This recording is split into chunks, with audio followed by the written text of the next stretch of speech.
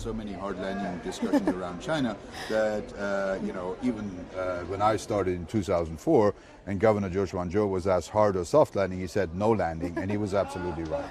So I do see that the fiscal and monetary stimulus in China is going to work out. China is recovering. The trade dispute with China looks like it will be resolved, at least on the trade side soon. So some of the dark clouds over the Chinese economy are disappearing.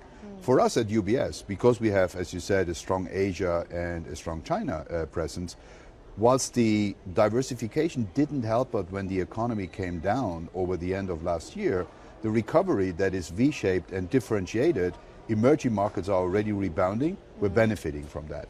Equity markets have improved massively. We're benefiting from that as an equity-focused investment bank. So what we're seeing is that whilst diversification across businesses and regions didn't help us to protect on the downside, we are benefiting at a different speed from the recovery that is there. And I'm not concerned about Asia Pacific, that is recovering. Germano also asked Weber whether he was optimistic about global growth prospects.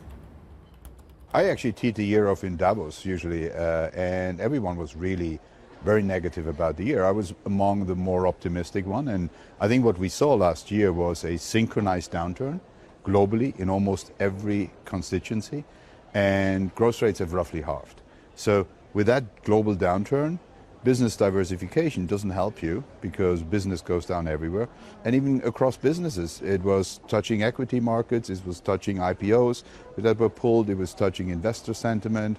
Many of our clients sat on cash. So it was a synchronized downturn across asset classes. We're coming out of this. We're coming out of it at a desynchronized way. Emerging markets are already in a V-shaped recovery, and we're seeing that part of the world improve. I think the US will come back in the second half of the year also with a type of V-shaped recovery. The problem area that remains is Europe. That's more in an L-shaped recovery, which is stabilizing at a lower level, but it doesn't really show a strong rebound yet. So if anything, we're a bit skeptical about the ability of Europe to use stimulus to come out of this. And that's what probably means that they'll be in some trouble for longer. But in general, I think we're starting to see the soft spot, which covered the end of last year and maybe the first quarter this year, to already ease into the second quarter and probably the second half of the year. It's going to look somewhat brighter. And indeed, it's something that the IMF said as well. Their forecasts actually for global growth are higher for next year. You brought up Europe, not me, so I'm going to go there. Right. You talk about L-shaped recovery. So that R word, recovery, are you not thinking at some point that it's going to falter out? Because there are many people out there that are actually worried about the recovery not being sustained, and actually the next leg is a recession. Right. I think there is some risk, some downside risk in Europe, and you have to acknowledge that. So whilst I do have the main outlook to be a sort of L-shaped recovery, stabilization at a lower level, growth below potential, I don't have the main scenario of a recession. That's not our main scenario.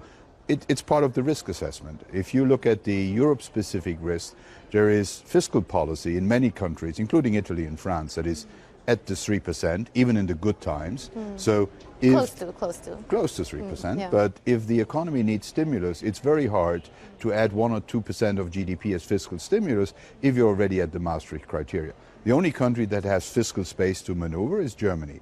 It has a surplus of 1.5%. So even without violating the Maastricht criteria, they could add 4.5% of fiscal stimulus easily to support the German economy. Same's true for monetary policy. You know, it's maxed out. Hi, I'm Joanna Bersecci, and thank you for watching. You can check out more of our videos by clicking on the boxes on the screen.